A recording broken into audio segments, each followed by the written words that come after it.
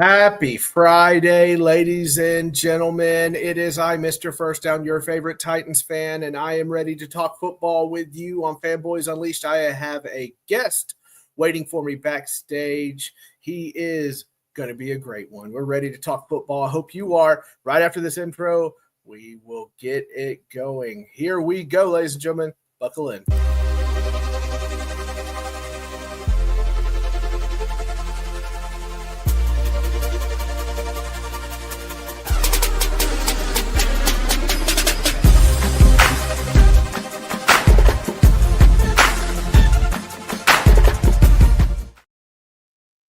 Ladies and gentlemen, I am honored and elated to have the great JD Wyatt with us. He is one of the excellent people that make the Chicken Fried podcast happen. He is one of the excellent people that write for Greenville Sports Media. He is one of the excellent people of the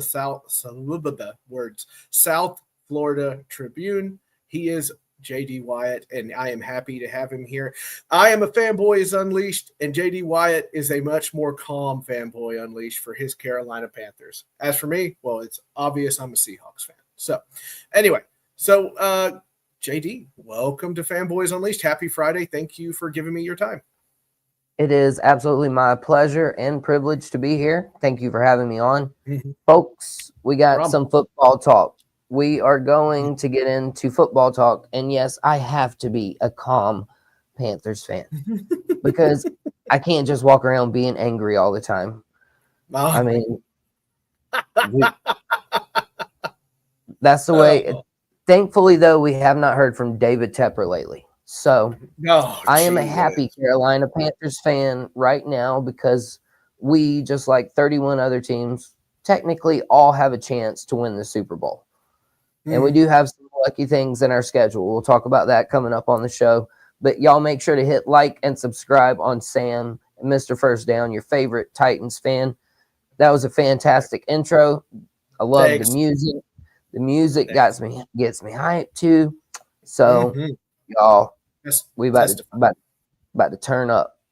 It's about to get really wild here on a Friday night. You know what I'm saying? That's what everybody turns in for. We're going to play strip poker later, and he's going to undo a button at a time. So it's going to be really great. Stay tuned. I kid, everybody. But anyway, happy Friday to you all. Thank you for watching. Okay, so I guess I'll just kind of kick things off here. So I guess I'll ask, how did you get into this podcasting gig, Mr. Wyatt? Well, Mr. Henderson. We talked a little bit on camera, like a little bit when we first logged in before we went live. And we were talking about sports talk and how you do what you do with taking notes and listening and constantly writing articles and doing this and doing that. You got to keep track of sports. And so my radio has not come off of sports talk in probably 15 years. Beautiful. 15 years. And so I've listened to all these different personalities. I've called into all kinds of radio stations. You name it, I've called them. I've talked to Zach Gelb on Infinity Sports Network, Mark Ryan, the Big Fajita. I've called Jim Rome numerous times. Oh, I've called him a lot of names, I'll tell you that. Oh, yeah, a lot of people. I liked his radio show. And it got replaced with Rich Eisen. So yeah, like I said, I've listened. And I know it's weird. I love music so much too. And so yeah, it's just weird for a guy like me who grew up in the great 2010 hip hop era, where that's still like all of my favorite music is anything I listened to in college. And I don't even listen to music. I just listen to sports talk. And so I had a radio producer, though, reach out to me. He was starting a podcast. He asked if I wanted to join. I did for a while as a Gamecock contributor, but there were different directions and things that I was told, like I would be able to have, everybody's going to have input, 100%. And I decided I was good at it and wanted to do this. And so Southern Fried Sports was born about a year ago. And I want to unite fans. Sure. Here we are, Carolina Panthers and Tennessee Titan fan, and we're talking ball, and it's amazing. It is. And so we'll sit here and we'll do this. And so that's what I wanted to continue. I want my show to be interactive. I want to provide unique opinions and unique takes. And I'm so blessed to be able to come on this show and do it this evening. And basically, that's my answer, though. I got in this podcast world, made some connections, relationships. Literally, Greenville Sports Media reached out to me out of the blue. Wow. I had never even heard of them. And I provide 4 articles a month for them. I've recently been named the co-host of the Fire Up show that comes on Thursday evenings with Candy Eblin, Scott Morganroth, and the South Florida Tribune. This dude's got 40 years in the business. And he's taught me a lot already. He's got a book. He writes a book. He sent me a book. That's amazing. But specially signed to me. And they love the content I produce. My channel is a part of their channel. And after a year, I'm 245 subscribers. I'd love to gain 5 more this evening. It's a slow and steady climb. But we also talk real life. Yeah. You know what? Dad life. You mentioned it. I mentioned it. I coached my son in baseball this year. Awesome. Sports they unite people, and they should. Yeah, 100%. Well said. Well said. I absolutely agree with you. How many kids you got? 2. One just turned 4. Yep, on Tuesday. Bravo. We made a Mack 18-wheeler truck out of printer boxes. Mack from the movie Cars. Yeah. We made him, and he sat at the end of the table. And it looked like he was pulling a trailer. Mm-hmm. Looked like he was pulling Lightning McQueen. Yeah, we made that for his birthday. Huge Cars fan. Big NASCAR fan. Man, listen. We versatile, Sam. Mr. First Down. Okay. You as well. But I'll give you takes on NASCAR, golf, NCAA football, baseball. I've talked about the Savannah Bananas before. Oh, yeah. Literally amazing show. Any sports story. Here's one coming up. Did you hear about this one today, Sam? Just saw it like 2 hours ago on ESPN.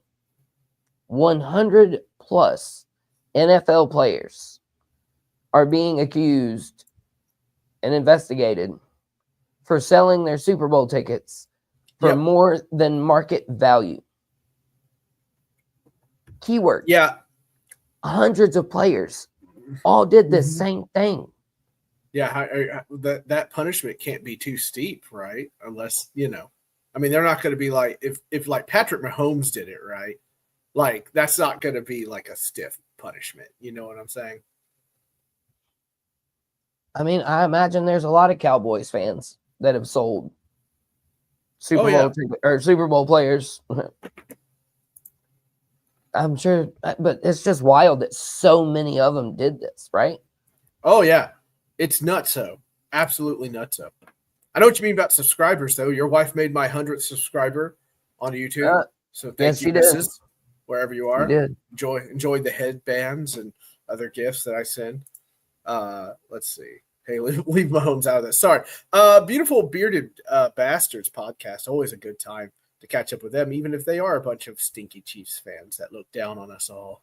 But they're a great podcast. Speaking of beards as well, obviously they're bearded. Yep. You and I both are bearded. Yep. Guilty. Respectable men have beards, in my opinion. Hey, I agree. I'm just happy they're in style. It used to be like clean shaven was the way to go. I hate shave. Golly. I hate shaving so bad. Like, hey, I'll tell you what. I showered and shaved for the show tonight, and y'all can't even really see me that good. And you dang sure can't smell me. But I showered, and I trimmed up the beard. But most of the time, man, I let this sucker grow. Oh, I understand. Hey, somebody even asked me the other day if I gained weight because my beard was so long. I was like, no, man. I was like, I got trim. I got trim. I kid, beautiful bearded bastards. You know I love you. You know I love you. You've been a guest on this show before. Come on. All right. Well, that's awesome. I love the speech about unity and everything being involved in sports podcasting because it really has. I've made a lot of friends along the way, and it's totally great. I love it. Okay. So question. So you answered two of them off the bat because that was awesome. So you threw, you made me swing twice at one ball. So well done, sir.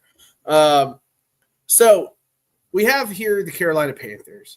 I think I speak for all of us that we were kind of shocked but a happy surprise how things kind of turned around a little bit last year. There's Bryce Young. We really thought like Corrales when he came in. Is that how you say his name? The head coach, is it Corrales? Canales, Dave Canales. Canales. Yep. I apologize. Yep. Yeah, Canales, and he kind of walked in, and I said, "Dude, I'd be telling Tepper like, stay out of my business. I need 5 years. Like that's how bad we thought it was going to be. Like I need 5 years to get this done." And little did we know that Bryce Young was going to start to kind of appear. Little did we know that they had some pieces there that people overlooked. Little did we know that. So it's like, are the Carolina fans, do you feel like it's starting to turn around a little bit? It does a little bit. And the whole way that Andy Dalton took over last year, Bryce Young was benched. And I think he needed it, man. He was thrown into the fire with Frank Reich. Oh, and God. I forgot about that. I've never seen anybody fired that quickly in the NFL. Of course, though, that is, like I said, that's the beautiful thing about it. Yeah. I haven't heard from Dave Tepper at all. Like, he's been gone, to your point.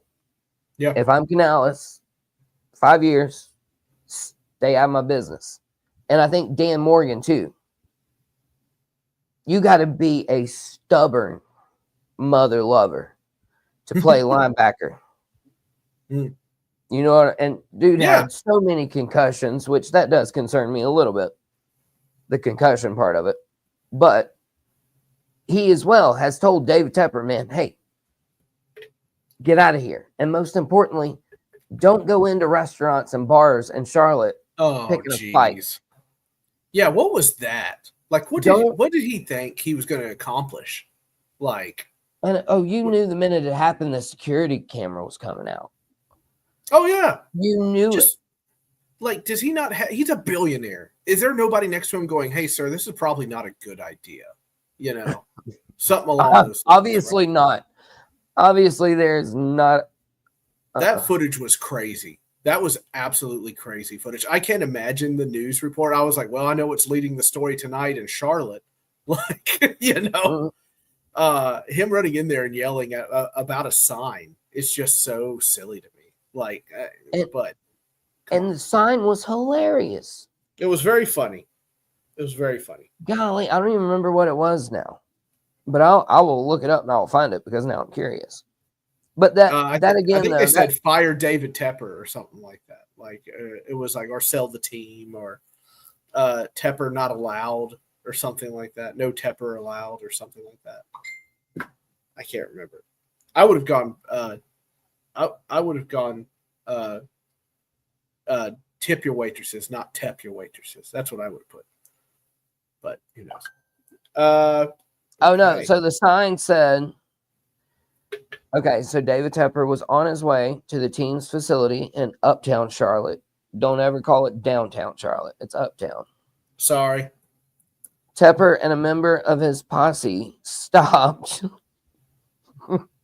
I love how it's a member of his posse. Like, you know what I mean? Like they're running around like the Wild West. That got me. And so the sign, though, was by Dilworth Neighborhood Grill. And out front, it read, "Please let the coach and GM pick." Mm-hmm. Facts. Factual information.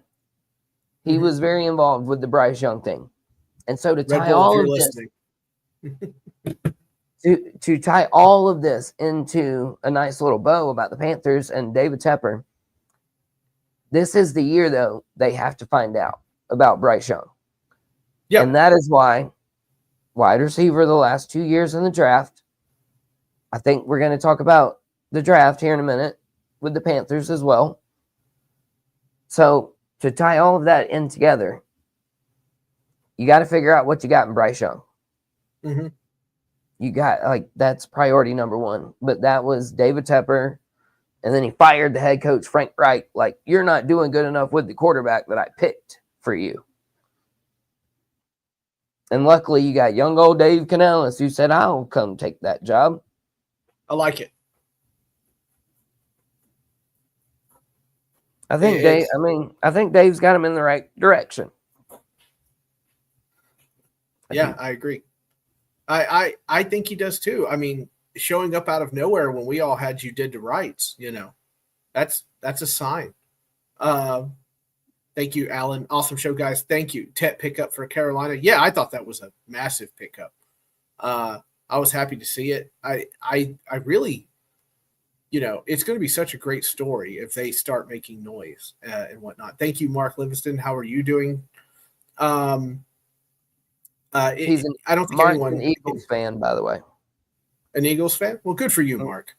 Yeah. Enjoy 2 championships in 5 years. Not easy to do. Yeah. Lucky duck. Lucky duck, Mark is.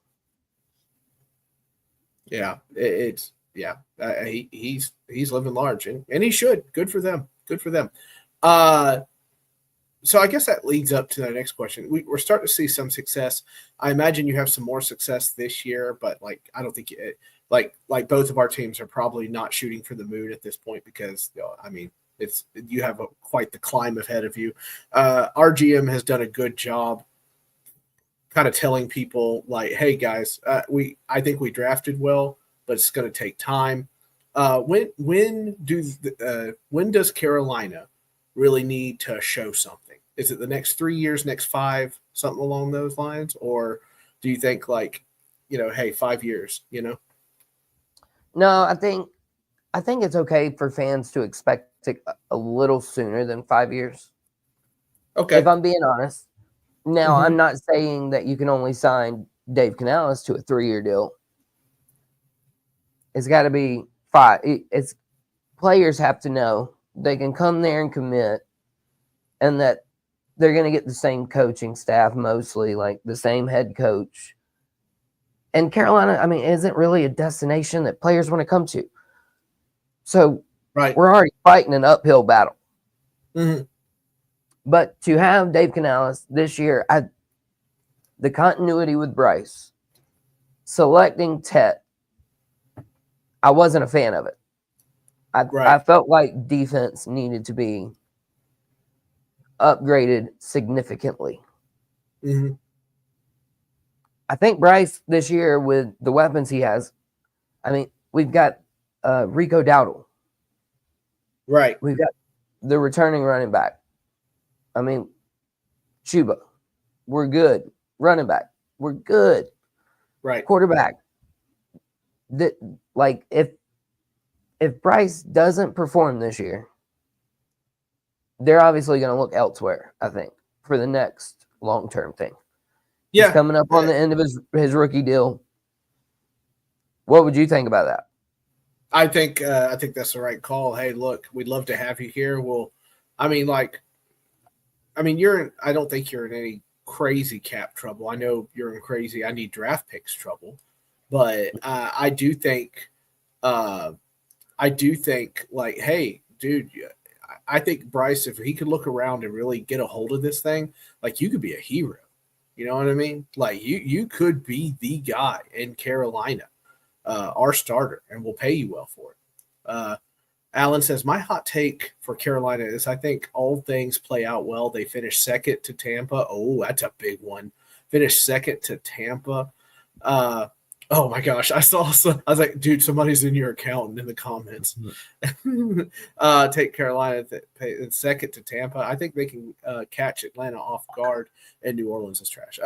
Yeah. Well, it's not very professional, Alan, to call New Orleans trash. Shame on you, but I'll let it pass this one time.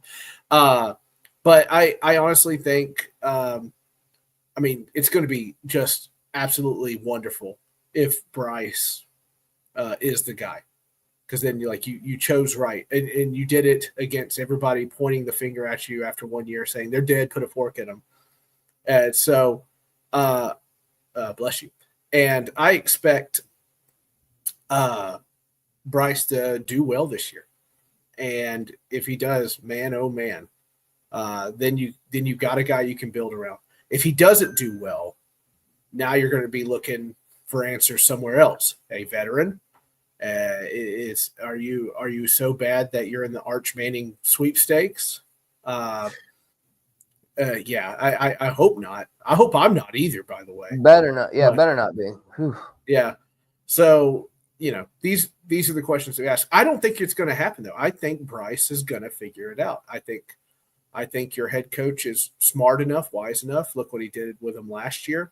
And some of these young guys just need a coach that's really going to work with them. Mm-hmm. You saw it with Kevin O'Connell and the Vikings, right? No one knew. No one on their bingo card had Sam Darnold and the Vikings doing that well last season. No one did. And if people say they did, they're liars. They're lying. I don't care. Either that or they didn't really believe what they were saying. I refuse to believe that anybody had that on their bingo card. And I think Canales is going to be that for Bryce Young. I think he's going to be that guy that's like, hey, I know what you like to throw. I know what you like to do. Let's play off that. Much like Sean Payton and Drew Brees. He played off Drew Brees' strength, right? So I think it's going to work out for Bryce. Yeah, I mean, as you mentioned, if I could throw this in there too, as you mentioned, that continuity thing, that coaching thing, which on Southern Fried Sports, you've heard me before, the dirty C words, right? I have a whole list, and they're not really like, it's a family show, people, eyes up here. It's not those dirty C words. It's coaching and chemistry, competition, culture, camaraderie, commitment, continuity, complacency. If you can achieve being good at all of those things as a football player, football team, you're going to have a daggum good chance to win. And I think they're building that in Carolina. Bryce Young, they got to figure out if he's the guy. They just upgraded the offensive line last year. They've given him weapons on the outside. They have so many good receivers. You're talking about a guy like Hunter Renfrow. Could be on the chop block to get cut after just signing a 1-year, $3 million deal. Crazy. And I think we all thought that he was going to be a mainstay on that roster there for a second. You know what I mean? Like, hey, that's a good pickup for them, and we'll move on. And do you know this? The Carolina Panthers have never drafted a Clemson player. Really? No way. You think that's on purpose? It seems really weird. It does. They played training camp at Clemson. They played games at Clemson. They have signed Clemson free agents, but never once have they drafted a Clemson player. I wonder if that is like, hey, I'm not drafting a guy here because then people will just, like, the pressure from the fan base, will push and push and push. I think if he's the best guy there, I don't care where he went to college, just pick him. Right. It's really weird that they haven't drafted one there because they've been around since 99, 2000, something like that. Mm-hmm. How long? 96 was their inaugural. 96. Excuse me. No, 96. Might have even been early. No, it might have been 95. Shoot, I don't know now. Now you got me questioning. You're not sure. But I have been a fan from the beginning. That's awesome. I made my very first bet in 3rd grade on if the Panthers would beat the Packers in the NFC Championship game. I remember you drafting Kerry Collins. I remember that. Right. I remember that thing. And sorry, my battery, my plug came undone here. Oh, I had to make sure that was good. All right, cool. Oh, that's all right. We fly. We're good. Everything's falling apart over here. Anyway, so we, I remember that. Everybody wanted you to beat the Patriots in the Super Bowl. Had them. And then, you did, and everything just kind of fell apart. It felt like something happened on the offense, and everybody just forgot what they were doing all of a sudden, and it's so weird. But that's how football is. It's you get these just small details that start going wrong, and it snowballs, and now the team can't figure out what happened. The same pass that they've made all year, and all of a sudden it doesn't work, or the guy's too not close enough, too far back, the ball's too high, all these things. And I think that's one reason we all watch it, right? We just get so invested in it. We're like watching this great gladiator sport all of a sudden. But I like Jake Delhomme, and after that Super Bowl, it was over. It was done. Like Chris Berman saying daylight come and you got to Delhomme. Still one of the smoothest. Every Carolina Panthers highlight that Chris Berman did. Well, that old show he used to do with Tom Jackson, I think is his name. Mm-hmm. I forget the name, but it was Sunday Night Countdown. Maybe. Yeah. Well, you didn't have Sunday Night Highlight. No, what was it? Mm-hmm. Sunday? Oh man, what did they call it? I know what you're talking about. It was the big highlight show. Before the internet was really big, that was where you had to catch up on all your NFL news. You had to get, and people, I remember because Dad was like, all right, we had just beaten, I want to say the Browns. I think we had just beaten the Browns in the first year at Nissan Stadium. It was Adelphia Coliseum back then.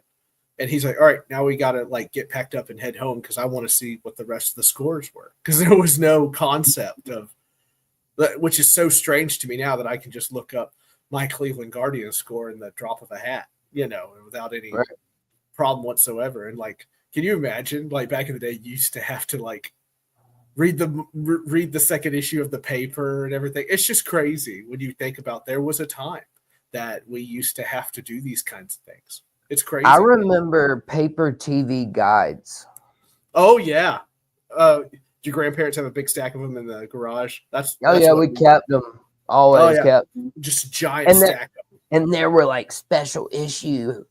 Oh yeah. Yeah. Of the TV guide where there was somebody famous on the cover and you just had to have it. And now we're really aging ourselves here now, man. Really aging ourselves. Hey, what's that? Aging? I don't know what you're talking about, but fine wine. I hope that is the case. I'm more like a Pilsner, just keep me cold or something. So we move on. It's always fun.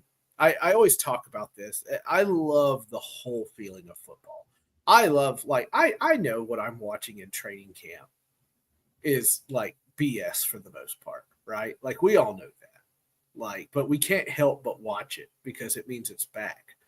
And in fact, I'll be at the stadium tomorrow watching a big practice there for training camp.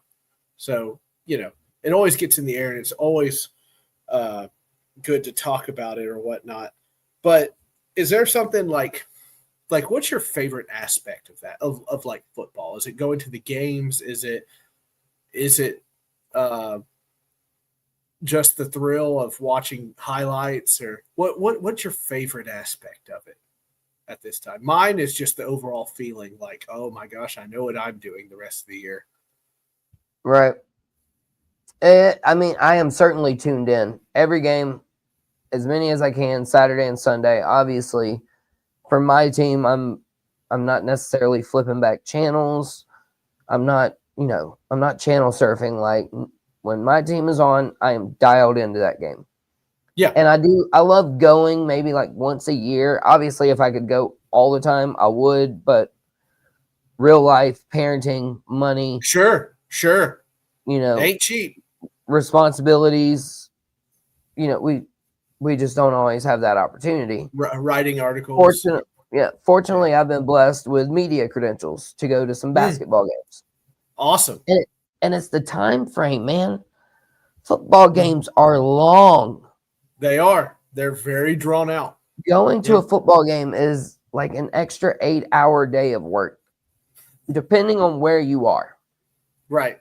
Like for me, I'm an hour from Columbia. Okay. So that's 2 hours drive time. Okay. And that doesn't include traffic. So really, could be 2 hours both ways. Mm-hmm.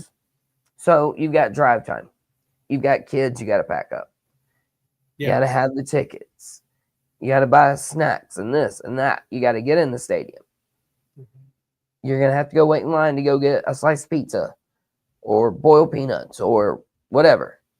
You're going to get something at the game. So you're talking about $500, or I can just sit at home and cook what I want to eat. I can Southern fry me some food. I can really pay attention to the game. I mean, as far as watching the actual game on my game day experience, I would not rank it very high. Like, to me, that would probably be one of my least favorite things, because unless you got the perfect seat and better than 20/20 vision, I do not. I'm blind, as you can see. Going to a football game, you can't see what's going on. That takes away from the game experience for me. Having to watch the video board at the football game to know what's going on. Might as well just sit at home and watch it on TV. Yeah. No, I completely agree somewhat, because I'm a season ticket holder, so I go to all the home games, but it's also a thing for me, right? So like I save up all year to go. Like I don't like blow a bunch of money every time I go or whatnot. I have season ticket member perks that help me out with concessions and stuff like that. Tighten up, Scoop. Thank you, bud. I'll see you tomorrow. And it's a year thing for me. Like, this is my thing, right? This is the one thing I get to do, and I'm sure you've seen my outfit. I am audacious and crazy. I go to all the drafts. Love it. It's something that I absolutely enjoy doing. But yeah, no, I get it. There's plenty of people like, I can't believe we go to those games. I sat at home and did this or whatever else. I'm like, okay, well, good for you. I'll be there. So, and I've sat through them, man. A lot of those season ticket holder fans too, they have the perception from, like, not me necessarily, but other fans that don't go as often. The season ticket holders they feel like the cheaper ones that don't go all the time or whatever. They feel like they're looked down upon, I guess you could say. Yeah. Scoop's right. I said there's perks, Scoop. Or they might say, "Oh, that fan's more dedicated than." And I know you're not like that, man. You're just there to unite the fans. That's the beauty of it. Right. It's the beauty of it. Mm-hmm. 100%. I used to be at Clinton High School football. I used to be that dude. I was the super fan. I wanted to play football so bad. Mm-hmm. My mom wouldn't let me. She said I was too little. Oh, man. I wanted to play wide receiver, though, so bad. Yeah, I bet you would have been a good one, too. They never would have threw me the ball because they ran the ball a lot. They ran the ball like 80 times a game out of 80 plays. Oh, wow. No, they for real, though. They would do like three pass plays a game. Oh, wow. 3. That's fun. Yeah. And they were all play action. Well, I mean, technically by analytics, right? You're supposed to do play action every time because it even makes a half a step happen. So, right. according to football things, I was like, I don't know about that. I think, but I got one more question. Then you can reverse Uno card me and ask your questions if you so desire. The NFC South, is it just going to be the Bucs show here for a while? They look awfully set sitting there. Well, I'm so glad you asked, because I think it was Alan who mentioned earlier about Tampa and New Orleans being trash. I'll say quickly that New Orleans better play Spencer Rattler and not Tyler Shuck. If they do my Spencer Rattler dude, my Gamecock, man, if they do him dirty, I hope they lose a lot. If they do that to Spencer. I do. I will say that. But no, I don't think it's the Tampa show. Baker Mayfield, though, he's had the third most touchdowns in the NFL in the last 3 years, though. He's only behind like 2 people total. And it's like Lamar Jackson and Josh Allen. Right. For touchdowns the last 3 years. So Baker, former Carolina Panther, revived his career. Sam Amazingly. Darnold, same thing. No, yeah, go ahead. What were you about to say? Oh, I call him the Oklahoma crotch grabber. What I call Baker Mayfield. But yeah, I always envision him planting the flag. Oh yeah, forever and ever and ever. People get bent out of shape about that, but I have always lived by the rule: to the winner go the spoils. That's how that happens. Right. I get it. And then of course Ohio State had to go ahead and be babies. If you plant a flag here, you're getting arrested and blah blah blah. My goodness, soft. I call that. That's what I call that. Soft. Yeah, I call that toilet paper soft. Yeah, that's Charmin ultra thin right there. And I will say, to tie up the NFC South talk, though, I think it's going to be one of those really weird years. Yeah. New Orleans comes in 4th. This is my prediction I did the other day, subject to change. I had the Saints in 4th at 5-12. I had the Panthers at 6-11 in 3rd. Falcons 9-8 in 2nd. Buccaneers 10-7 in 1st. The division will be separated by 3 or 4 games. And I think the competition between those teams, they're all going to be like 3-point games. The NFC South is crazy competitive. It is. They didn't have a repeat winner for like 20 years. And now Tampa Bay's done it. But they used to just rotate through the teams. So I will say Atlanta has their shot this year. They do. They have their shot. I like what they did in the draft. I think Atlanta is one of those teams that you really can't put your finger on. I'm weary of clicking on them, but I very well might or whatever. I'll add on another question since we're talking about NFC South here. Let's say you're all of a sudden they put you in charge of the Saints. What do you do? Like, what do you even do? The salary cap's a mess. The roster's a wreck for the most part. What do you start? What do you even try to do? If I'm that new head coach, I'm like, dude, I'm going to need a lot of time. I need a lot of time. That's what I would say. Yeah, I would absolutely say that you got to start out with a fundamental coach. You got to start out with like a chemistry builder. A guy who is young. He's going to have to be young these days. Yes. I think, like, for example, Bill Belichick, 72 years old, whatever he is, I feel like he struggles or will struggle at some point to coach these guys properly. Yeah. It might not be an issue now, but wait until the season starts. What if they catch a loss here and there? Some of these guys aren't going to be able to handle Bill Belichick the frustrated head football coach. Yeah. He gets pretty crabby, you know. He might make somebody cry. Yeah. And so I'm always hesitant about that. But you got to get a young guy. You got to get a chemistry builder. And I think Spencer Rattler is the answer. Just by I'm sure the time Gamecock Chuck appreciates that, I'm sure. Oh yeah, absolutely. Chuck, though, man, he's all college sports. Oh, he's not a big pro sports guy.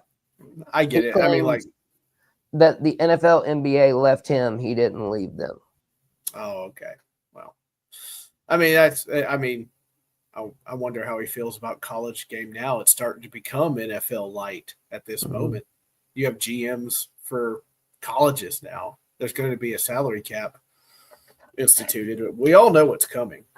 And there'll be no difference between the two.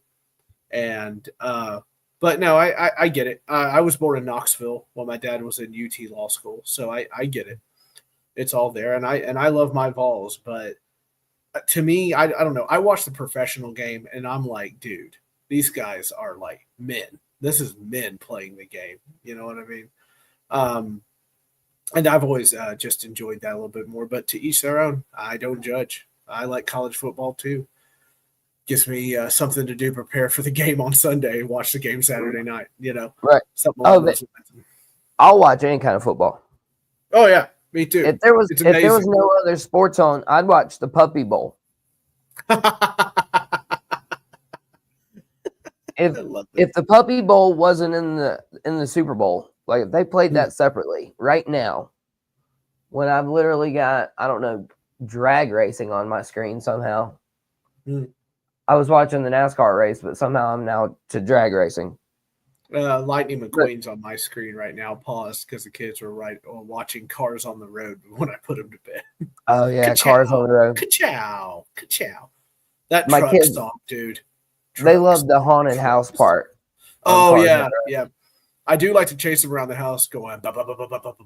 Yeah, I was about to say the same. Man, get out of my head, dude. Get out of my head. Stop! I swear.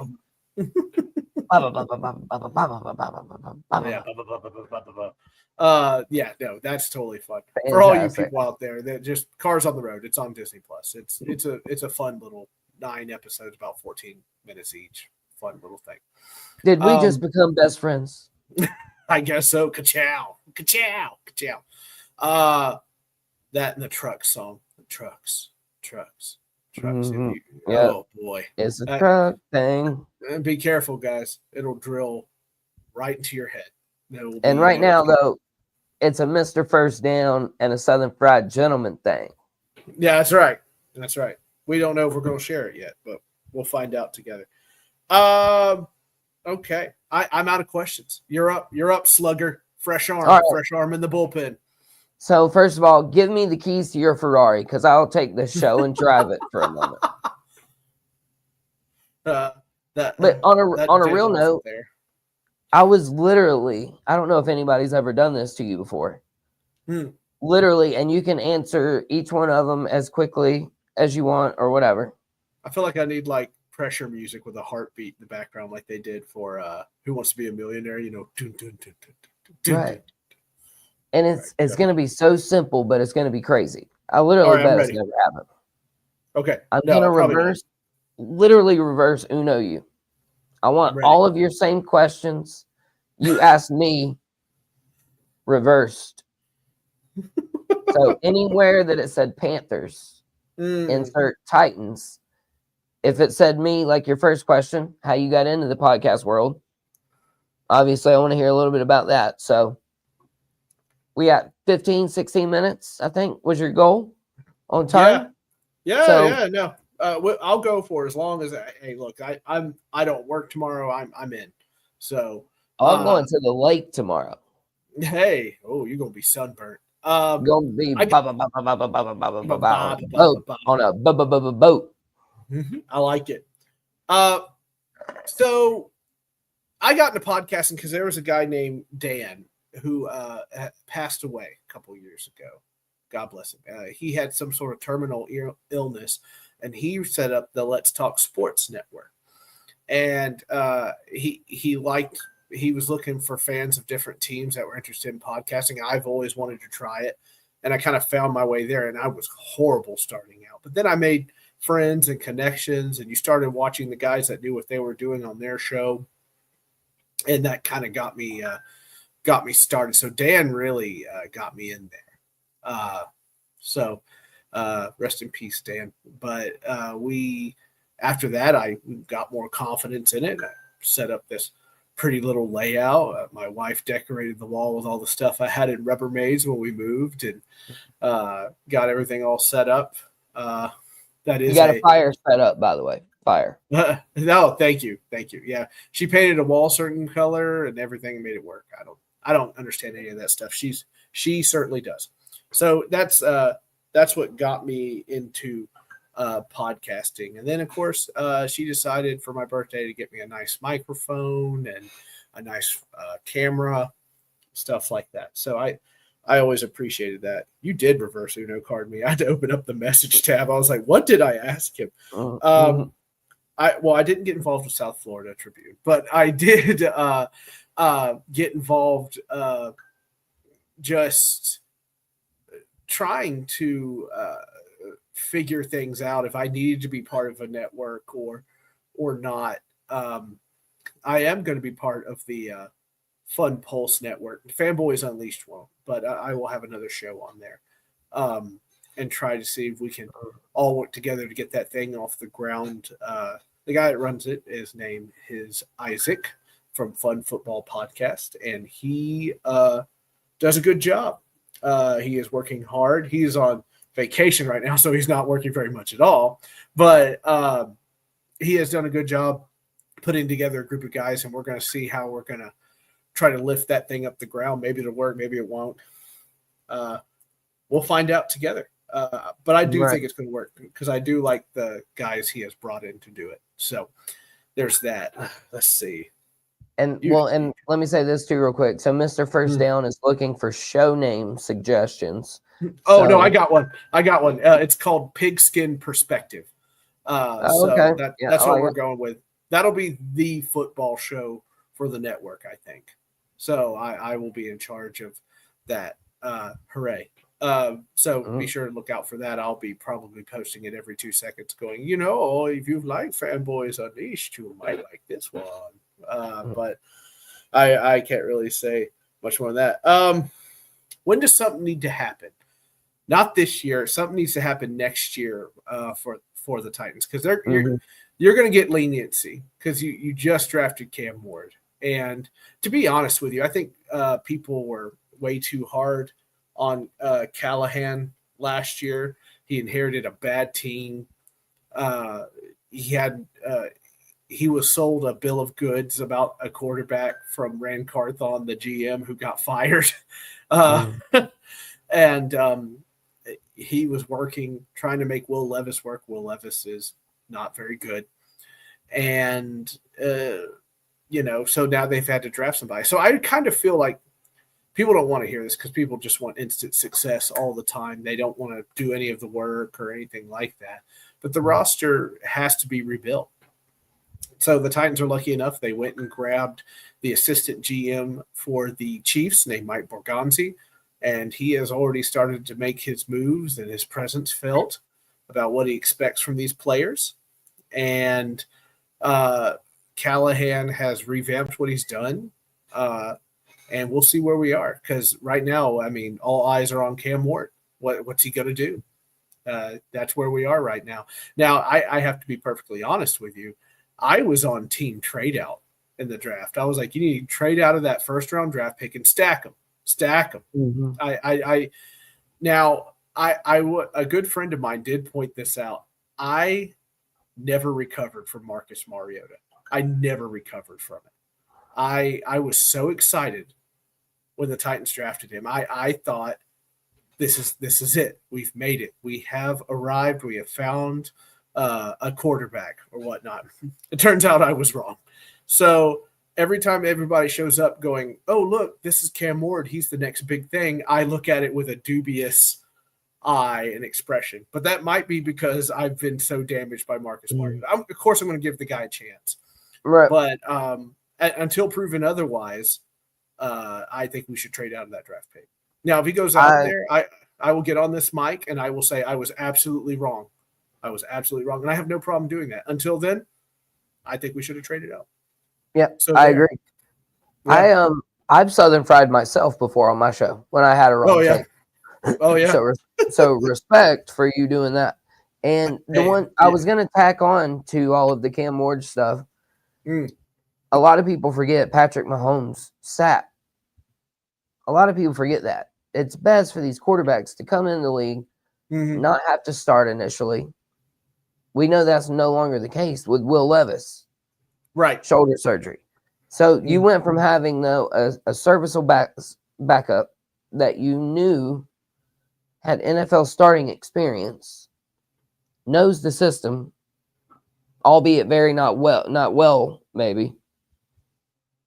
But I think losing Will Levis as the backup hurts a little bit. Oh, it did. It did. And make no doubt about it. He did it strategically. All of a sudden, he wanted to have the shoulder surgery out of nowhere. And people could speculate, and he left no message about it. It was just like, hey, I'm having the surgery, dial tone. So he's looking out for Will Levis, and that's perfectly fine. He can look out for Will Levis all he wants. But people keep saying, well, why don't they sit Cam Ward? Who's out there? Is there somebody out there I can get so I can sit Cam Ward and not just look absolutely trash the whole season? It looks like every serviceable backup, every guy that might be able to start is on a roster already. And we are a team that needs draft picks. We cannot start trading away draft capital for this year. I make no mistake about it. People, I agree with you that I wish there was a guy I could put in there. I wish Brandon Allen was good enough, because that's who's on the roster, to start. But he can't. He can win you a couple of games. That makes him a backup. So Cam Ward's going in. And let's I mean, like the narrative's changed now. You drafted that guy numero uno. He's starting. He is starting. Warren Moon gave him his number. The guy is starting. He was starting when Will Levis was going to be here or not. So buckle up. This is it. We're going in. And I'm bummed that he's got to learn trial by fire. But this is a man's league. Right, my schedule stinks too. I got to go against Denver week 1. I got to go against the Rams week 2 at the home opener. Like they're going to run the gauntlet. So this kid's going to learn on his feet and hopefully not on his back too much. That's the gig. But I agree with you, Mark. That's what I wanted. Yeah. And speaking of being scarred, quarterback, you had Vince Young as well. Before Marcus Mariota. Chris Winkie. All of them. Chris Winkie is the one that really scarred me as a Panthers fan. I can understand that. Yeah. I can understand that. I think a lot of people, including myself, Mel Kiper certainly did. Jake Clausen. We all thought Jake Clausen was going to be the guy. We were so pumped. Wasn't the guy. But yeah, I try to keep a chin up, but I do acknowledge that I might have some damage from Marcus Mariota. Why I'm scared. I agree with you, Mark. I would have wanted to go with the quarterback in next year's draft, but yeah, that's just where we are. They've made the decision. I have to go with the brand new GM that comes from a very good organization in the Chiefs to get it done, and this is the move they made. So buckle up. I'm going to see him tomorrow, so I'll get a good look at him, which stinks because I'm going to go look at the quarterback, but I really love lineman play. I'd rather watch offensive lineman and D-line go at each other. It's way more entertaining for me anyway. So. Right. Somebody tried to tell me I didn't watch film one time, which I don't sit and break down film, but right. I do pause and read. Play over and over and over and over and over again. Right. But I can certainly analyze offensive play versus defensive line play. Linebackers, people are crazy. You got to be able to break down all aspects of it. Yeah, I mean, I've been very lucky. I got to go watch an old NFL coach breakout film, and they will look at the same play for an hour, and I love football, but I can't do it. I can't look at a play for an hour. What's wrong with this guy? And it turned it out we all had guesses. He goes, "You're all wrong. It's his feet. That's what's wrong with this play." So. You think you know what you're looking at, but you really have no idea until these guys that look at guys over and over again. What's amazing to me is a guy could check all the boxes, every single one, and then they get into the game and they have no idea what they're doing. None. Zip. And that's football, baby. Ball don't lie, I think is the line. Ball don't lie. Yeah. You either got it or you don't. And there's very few people that got it. You'll find out quickly, too. Oh, Lord have mercy. Yeah. It'll hit you quick. Life comes at you fast like a Snickers. Yeah. Yes, any other questions for me? No, man. I don't think so. Hopefully both of our teams have fantastic seasons.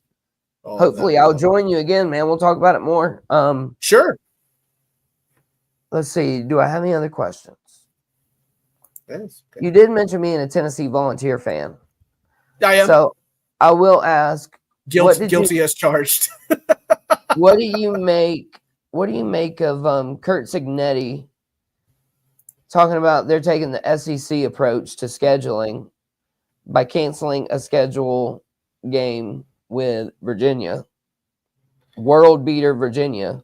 But they backed out of that matchup. And he says they're just practicing the schedule like SEC. And then Rhett Lashley. He says only 6 teams have won the SEC since 1964, which is accurate. That is an actual accurate statement. But he claims that means that it has no depth. So what do you make of these guys coming after the SEC and talking season? I think everyone knows the SEC is a pretty dominant thing. Ohio State won it last year. Good for them. They've earned it all the way. But I mean, let's count the national championships the SEC has done, right? Tons over and over again. So we can point to all these things and say this is happening and this is happening and I'm canceling this game and blah blah blah. But we started the line, okay? We're the SEC, and I'm not saying that we're just ultimately better than everyone out there, but a lot of people know that the SEC is the right brand of football to go draft guys for the NFL, right? These guys in the SEC have gone against top-tier talent in college, right? You can't say that for every other division. You can't. Right. So people just have to understand that they are the top dog right now. And I think that's why you're getting some blowback is because people are like, what was it? What did Thanos say? You got to go for the head. You should have gone for the head, right? Everybody's going to go for the SEC because they're really good. Now we'll see. Maybe there's a changing of the guard since Ohio State won. Maybe this is the beginning of the scales tipping the other way. We'll find out. I don't think so. I think the SEC will be back. But it wouldn't surprise me. It wouldn't surprise me if the SEC is back on top again and somebody's raising another Crystal Trophy and just, please, God, not Georgia.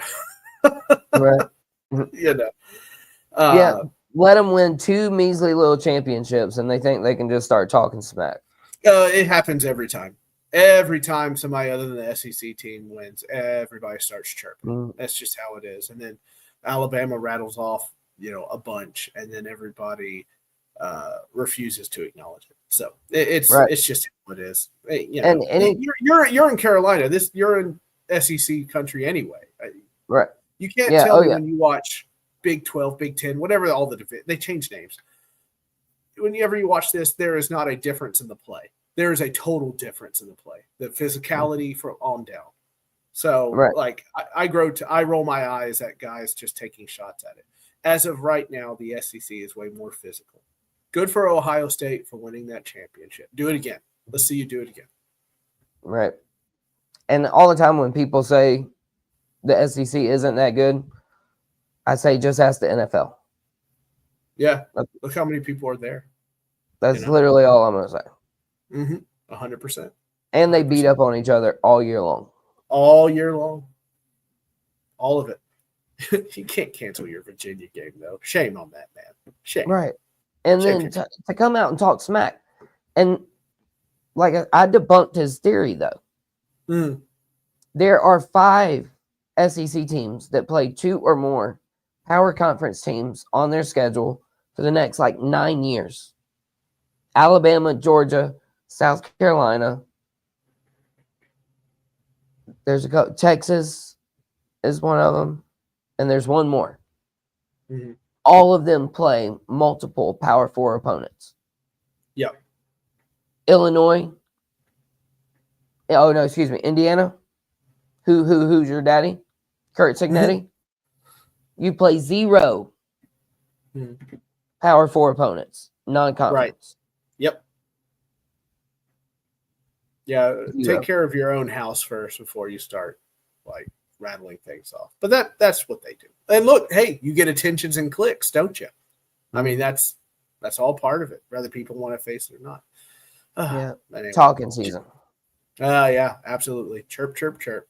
JD, thank you for coming on the show, bud. I appreciate it. My pleasure, man. Had a great time. Please follow him at let me remove that little chat bar there if I can see it. Please follow him at JD Wyatt 06 and the Southern Fried Sports Network. Catch his writing in the Greenville Sports Media. And check out all the shows on the South Florida Tribune. It's actually pretty good. They have a jamming intro song. I get pumped every single time I hear it. I've rewound it before, being like, let me just finish this out real quick. Right. You had a good one as well. So I will for that. Yeah, thanks. I appreciate it. A little AI music thing that didn't get me sued, Right. It's just sometimes we do what we got to do. Thank you all for watching. My intro gets copyrighted every video now. Sorry. Go ahead. Yeah. No, I get you. Like, subscribe, share, follow JD Wyatt, follow his work. I most certainly do. I will catch you next Friday at 8:30 p.m. Central Time. If not a little sooner, we shall find out what's going on in the new network. For Mr. First Down, a.k.a. Sam Dean, JD Wyatt, Southern Fried Sports, we'll catch you later. Everyone have a wonderful weekend.